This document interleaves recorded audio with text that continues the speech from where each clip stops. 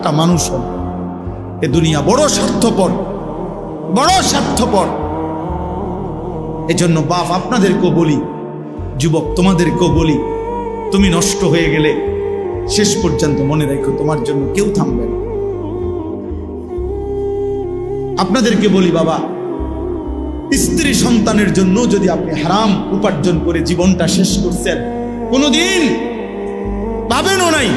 সুদের টাকা, কিস্তির টাকা, হারামের টাকা, ওজনে কম দেওয়া, ধোকাবাজি, প্রতারণা করা উপার্জন করা দরকার ছিল না। আমনের কলজার মধ্যে শয়তানে বসায় দিছে যে বউ বাচ্চার লাগে এগুলা করতেছো, করো না রে বাপ। খোদার কসম এরা মনে রাখবে না, এরা মনে রাখবে না, এরা কোনোদিন বলবে না। এরা মনে রাখবে দুপুর বেলা জানাজা হইছে, আসরের পরে জানাজা হইছে, কানছে 2 ঘন্টা 4 ঘন্টা।